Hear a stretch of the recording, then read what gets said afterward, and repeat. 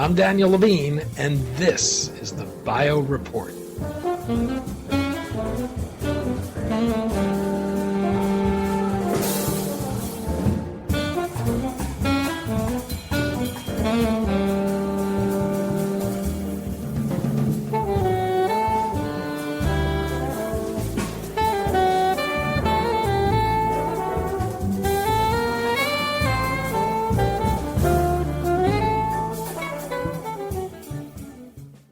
Despite having taken steps to prepare for a possible pandemic, the United States fared poorly during the COVID outbreak relative to other developed nations.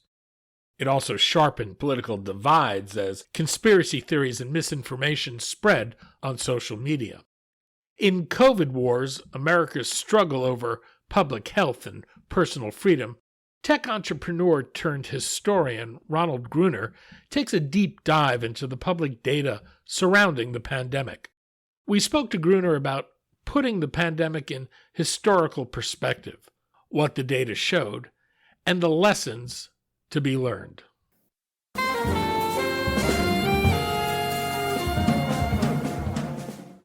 Ron, thanks for joining us. Daniel, thanks for the invitation, and I'm looking forward to our conversation. Well, we're going to talk about the COVID-19 pandemic, your new book, COVID Wars, America's Struggle Over Public Health and Personal Freedom, and what we can learn from the data. You do touch on a few past pandemics. Can you start by putting the COVID pandemic in some perspective? How did it compare in terms of its toll and severity? It was much worse. I mean, the closest thing to the COVID pandemic that we all experienced the last 5 years was the 1918 Spanish flu that occurred in the last few months of the World War One. That killed about 675,000 Americans, um, far more than the actual war did. But you have to keep in mind they had no modern medicine. They had obviously no vaccines that were effective at the time, and didn't have they didn't have antibiotics, so their death rates were much higher given their population. But in the COVID pandemic, we had all the modern technology, we had modern communications, yet we lost in the first 3 years 1.1 million Americans alone. 1.1 million. And if you go to the current date, which is now currently basically in early 2025, it's well over 1.2 million. So the COVID pandemic, unfortunately, has been significantly more deadly than any pandemic in American history, unfortunately. How about the pandemic in terms of the political divide that shaped the response to COVID-19? Was that particular to this pandemic, or were there similar patterns seen in previous pandemics? Well, there are similar patterns, but not as extreme. I would say. But as you might know, in my book, I go all the way back to the London pandemic of 1665, and even then, over 300 years ago, the London and England was divided about the severity of the pandemic. There were many people that didn't believe it was real and just went about their business or normal lives, and of course, their death rates were much higher. But probably the most relevant one to look at would be once again the 1918 Spanish flu. And here in the United States, we had political divisions, and the best division I can name would be across two cities. There was a national Liberty Bond drive being sponsored across the entire United States and cities across the states to raise money to basically pay off the war debt for World War One. Philadelphia chose to continue with their parade and had approximately 200,000 participants in September of 1918. St. Louis, just a few hundred miles to the west, chose not to participate, feeling that it was just simply too dangerous for their their population. And then if you go and look at the death rates of St. Louis and Philadelphia from September through the end of December, there was a huge difference. Philadelphia had something in the range of 14,000 deaths. St. Louis, a comparable-sized city, had left less than 3,000. So there was a difference of almost 5 to 1 in death rates based on how those two cities approached the pandemic in 1918. And we had similar things here, although not as extreme. But if you look at counties or you look at states or even cities that tended to be highly vaccinated and tend to be closed, they had lower death rates by a factor of 2 or 3 over cities and states and counties that remained open and tended to have lower vaccination rates. But that change and that difference, like I said, is not unique. It happened in 1918 and to a much lesser degree, even in 1665 in London. History repeats itself, it seems. Both the George W. Bush and the Obama administration had the threat of a pandemic on their radars. What steps had they taken, and how well positioned was the United States when COVID hit? That's an interesting story. I'm going to just elaborate for a second on that because I didn't realize that, nor did anybody I've spoken to since I published the book. In 2005, George W. Bush, on summer vacation, read John Barry's book about the 1918 Spanish flu, and That's uh, the great influenza. that's exactly the Great Influenza was the title of the book by John Barry, and President Bush was just astonished, and he had just lived through the 9/11 attack in which 3,000 Americans died in the 9/11 attack in 2001. But he realized that a pandemic could kill 1 million Americans in just a little more than a year. So he convinced Congress to authorize $7 billion to be set aside to fight a pandemic in the future. This would be money for masks, money for personal protection equipment, money for vaccines, everything necessary to fight a pandemic, and that was authorized in 2006. but in the years between 2006 and 2020, we had a number of smaller epidemics, SARS, for example, MARS, MERS, Ebola in Africa, and those supplies were used up. By 2014 to 2015, Obama went back to Congress, and because of politics and because uh, we had sequestration at the time, reducing government expenses. Congress would not approve additional uh, expenses to set aside medical supplies. So when 2020 happened, President Trump was largely right when he said we found an empty cabinet or empty shelf. That there were very few supplies available in January of 2020. But President Bush anticipated that, and to his credit, he took means to do everything possible to alleviate a pandemic. We just didn't follow through once we has used his supplies up 20 years later, 15 years later. The Trump administration did conduct Crimson Contagion, an 8-month study that simulated a global pandemic that started in China. What did that exercise do for U.S. preparedness? Well, it's to their credit that they actually did the exercise. That was the largest simulation and exercise of a virus-based pandemic done by the federal government in history. Unfortunately, two aspects. One, that simulation was done uh, too late for its analysis and effects and lessons to be learned and applied. The presentation to Congress from that simulation was only done in January of 2020, which was when the virus itself, the coronavirus itself, was emerging out of China. So we really didn't have the time to learn the lessons and apply the lessons. But one of the two other aspects I'll say, one positive, one negative. The positive one is in September of 2019, President Trump signed an executive order authorizing expediting the development of vaccines. This was not Operation Warp Speed, which happened in May of 2020, but it was an executive order saying a pandemic could happen and probably will happen someday, and we need to prepare. And the best way to prepare is to begin to focus on developing vaccines and vaccine technology. And Trump did that in September 2019. Uh, but Alex Azar, who was the head of Health and Human Services, what headed up that Crimson simulation and did a very, very good job. And the first month of the pandemic, the first month of coronavirus rearing its head out of China from January through February, he was the head of the coronavirus task force and was well qualified to do that job. Well qualified. He had just spent a year studying the effects of a pandemic. But for some reason, he was set aside, and Vice President Pence was given the job to head up the task force. And in my opinion, it became too politicized. The whole purpose of uh, COVID task force is to minimize deaths primarily. And there's just a lot of politics got involved. And so the lesson of Crimson Contagion, which was done in 2019, had not been learned, unfortunately. Johns Hopkins also ran a simulation known as Event 201. This simulated a coronavirus outbreak spread by bats. This considered the economic and social impact. How predictive was that simulation?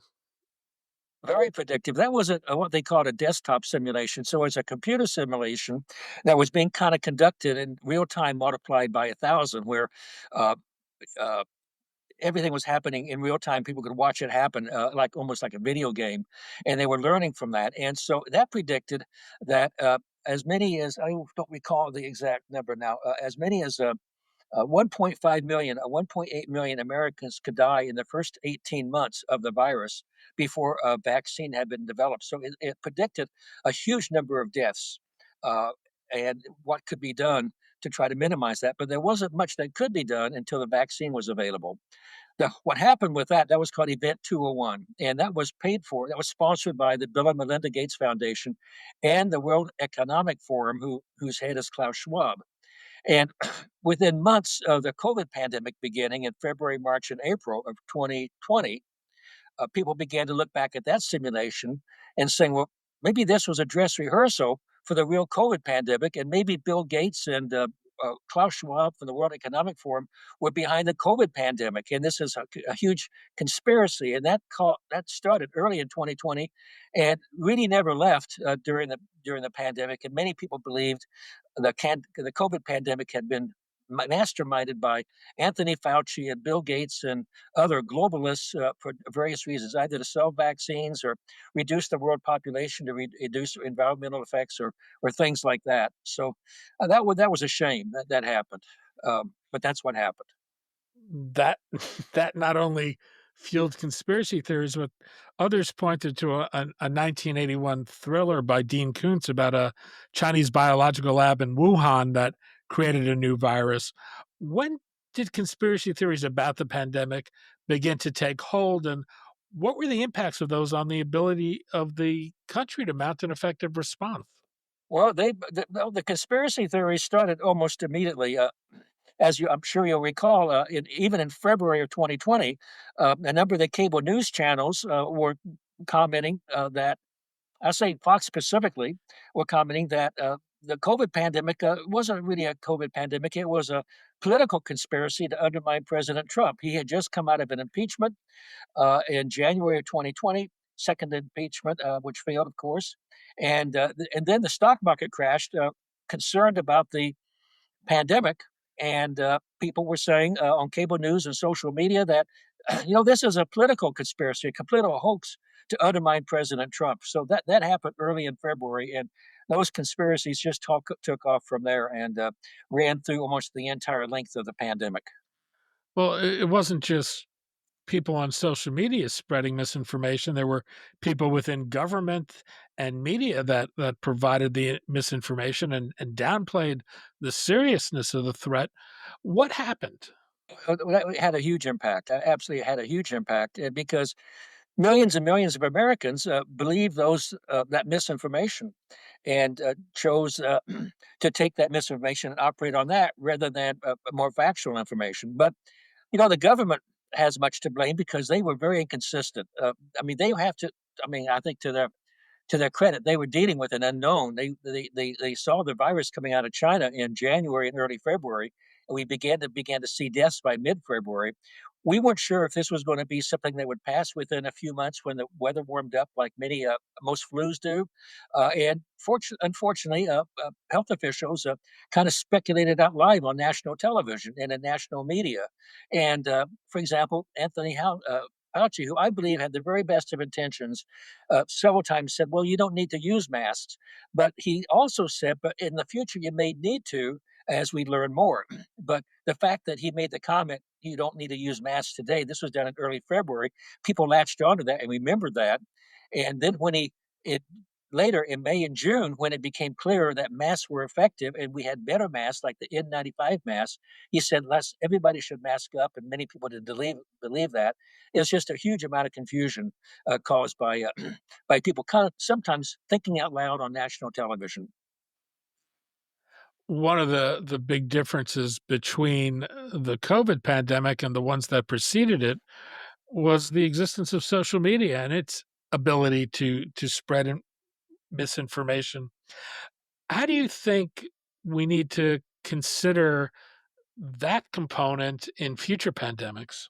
Well, social media played a huge role in the COVID pandemic, and as I discussed in my book, I believe killed, unfortunately, resulted in many hundreds of thousands of deaths. How do we handle that in a future pandemic is a very difficult question. I've been thinking about it, and I think the strangely, what you need to go back to is think about how we handled World War II and wars in general, where the government and people did a much better job communicating the seriousness of a situation and how to handle that. I mean, there were posters everywhere during World War II, loose lips sinks ships, and people believed that.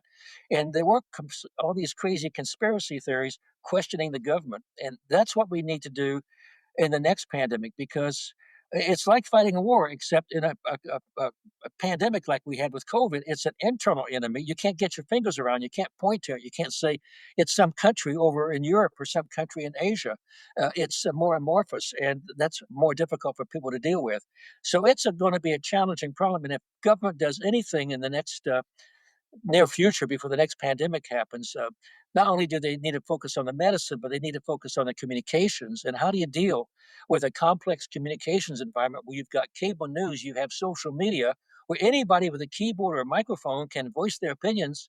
And if they're articulate and can voice anything approaching a plausible theory, millions of people will pick up on that. Now, how do you deal with that? I don't have an answer to that. The only thought I do have is that it's still I've been at this now. I started the book 3 years ago, and the book came out about a month ago. There's still a great deal of emotion around the COVID pandemic, anger about the COVID pandemic on both the left and the right. And I think that has to wash away before we can really step back and look realistically about how we deal with it in the future. And I'm not sure, as I say in my introduction, whether we can do that now or we might have to wait for our children or grandchildren to have the objectivity to see what happened and why it happened and really plan carefully for the next pandemic, and it will happen. There's no question. They happen every 100 years or so. Even with the newest technologies, I think we'll have to deal with it.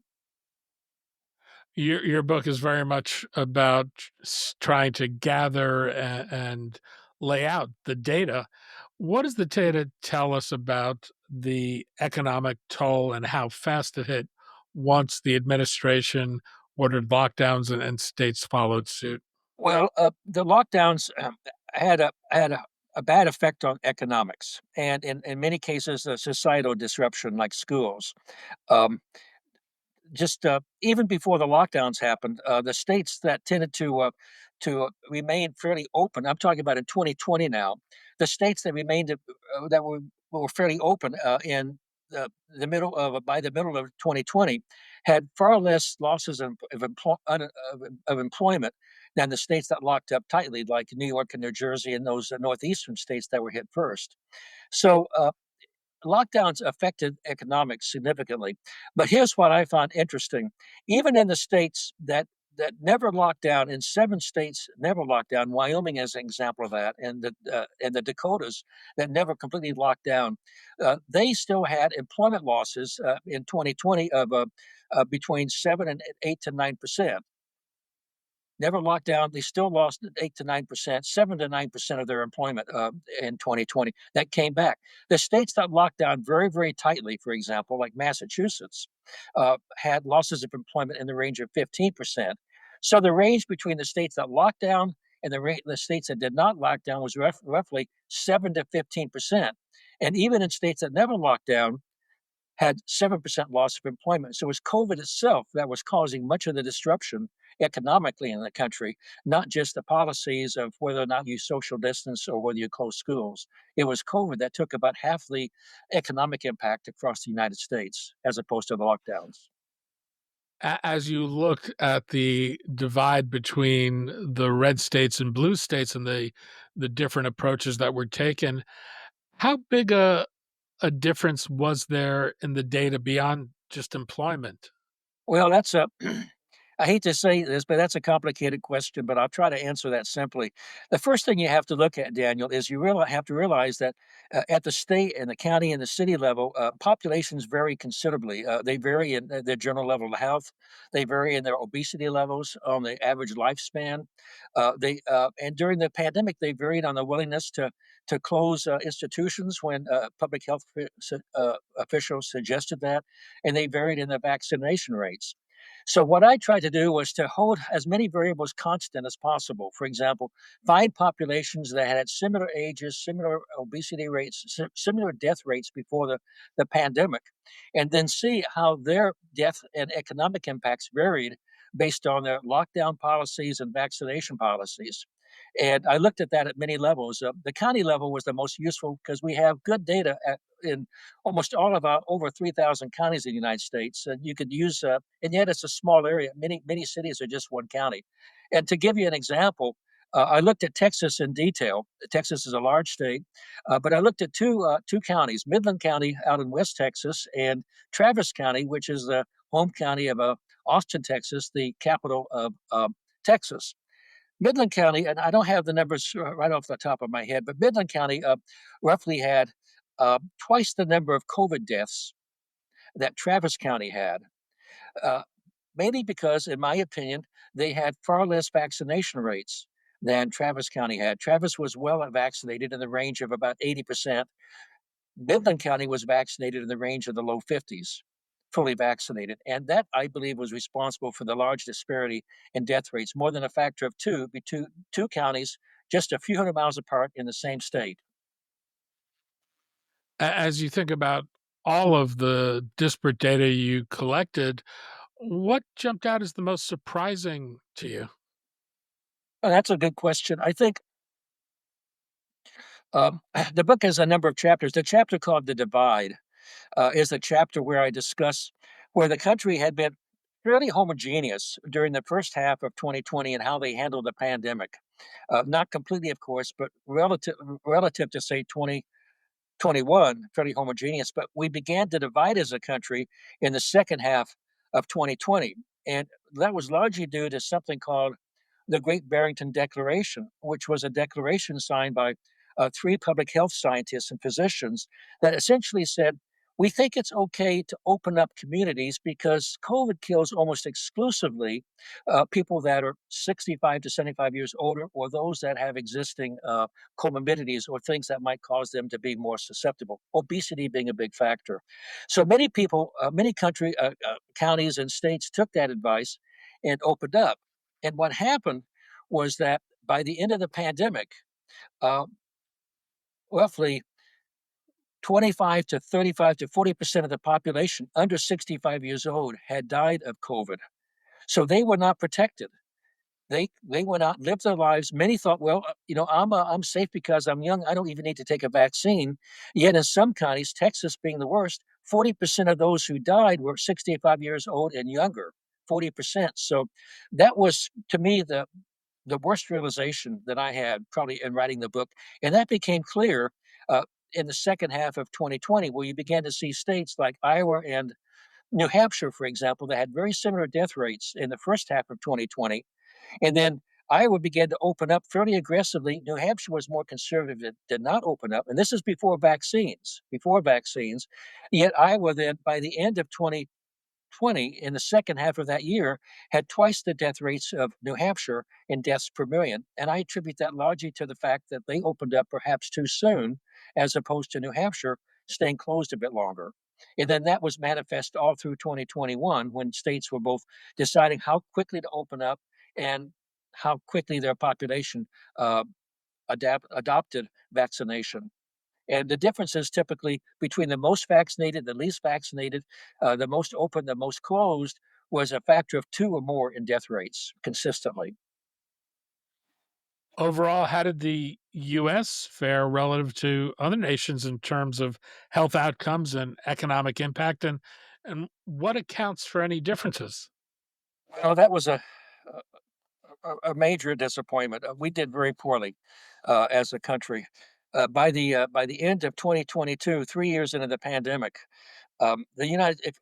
What I did is I looked at the top 20 developed countries, excluding China, because we did not have good data from China. So I'm talking about countries like Germany and England and Denmark and Japan and Sweden and the United Kingdom, 20 countries, including the United States. And by the end of 2022, the United States had the highest COVID death rate of any of those 20 developed countries, about 3,200 deaths per million, which was the highest.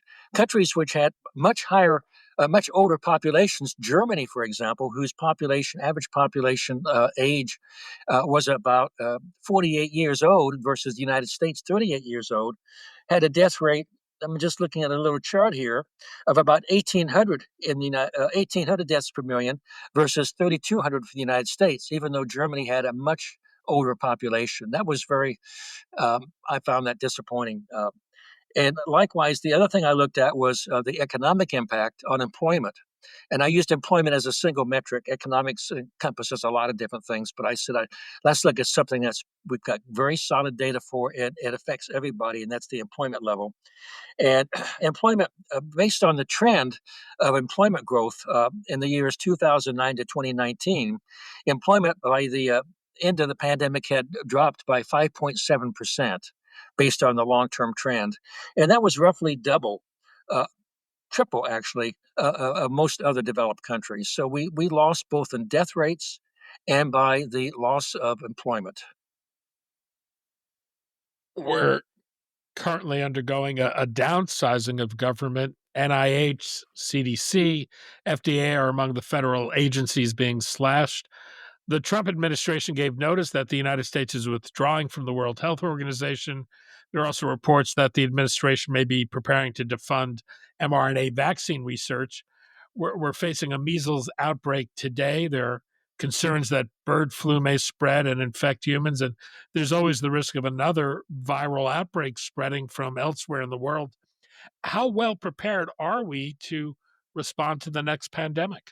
Well, I can only describe what you just discussed with one word, and that's madness. It really is madness. I mean, to pull ourselves out of the World Health Organization, I think was a huge mistake. The World Health Organization has done, I think, excellent work in communicating health issues around the world and reducing health rates over the last 40 years, death rates over the last 40 years in all countries, developed countries and undeveloped countries. And so they're primarily just an organizer of data and clearinghouse for health issues around the world. Pulling out of that was it was a bad mistake. But the other topics you mentioned, cutting back on mRNA uh, research is a serious mistake. mRNA research, I understand that is complex and confusing to people, but that is a fundamental change in how we can treat illness, including cancer, because many illnesses outside of bacteria are genetic based or cell based, something going wrong with our cells themselves, or viruses which can penetrate cells and turn a healthy cell into an unhealthy cell. And it's vaccines like mRNA that are dealing at the cellular level that can fight that, and stopping that is a bad mistake. So I'm not encouraged. And I don't know anybody I know we don't know anybody that feels encouraged about what's happening in the federal government right now in terms of how they're cutting back on the health services and putting people in place like RFK Jr., who made outrageous statements during the pandemic about vaccines. For example, for a year and a half he said the COVID vaccine will kill more people than COVID itself. That was the most irresponsible, foolish question I can imagine. And he's never really completely backed off of that, saying, I made a huge mistake on that. I apologize and clear the air on that. So we're not in a good position. If something like COVID would come along now, I think we would be far worse position than we were in 2020, even though presumably we should have learned a great deal in the last 5 years, but I'm not sure we have. In addition to Robert F. Kennedy Jr., we've got Jay Bhattacharya, who helped craft the Great Barrington Declaration that you mentioned earlier. He's now heading the NIH. Does this suggest how the current administration might respond to another pandemic? Well, yes, it suggests they probably won't respond well if they continue the thinking they manifest during the COVID pandemic. I mean, I think Jay uh, should basically put a paper out and analyze the claim that they made that people under 65 years old, healthy people, were not vulnerable to the COVID pandemic, and that just was not true. Many people died that young, that age and younger, because they just simply paid no heed to the virus, did not get vaccinated, and it killed hundreds of thousands of people that did not have to die. I mean, he should face up to that, but he has not done that, as well as his two other co-authors of the Declaration. Have we learned anything from the COVID-19 pandemic that will put us in a better position to respond? What lessons would you hope policymakers take from all of this? I think the best thing I can say, uh, and I'm not saying this in a pandering way, people are like yourself are asking questions, and I think that's the most important thing we can do, is to begin to ask ourselves why did the pandemic hurt us in the United States so badly, and what can we learn from it? I think that discussion is just beginning, and it's going to go on, I suspect, for a number of years before we really come to conclusions about what we can do go forward. But like you pointed out, we've got people that, in many respects, were responsible for a large number of deaths because of their beliefs and policies and the way they communicated to people during the pandemic. And now they're running the show. It's kind of like the inmates running the asylum. Ronald Gruner, author of COVID Wars, America's Struggle Over Public Health and Personal Freedom. Ron, thanks so much for your time today. Daniel, thank you.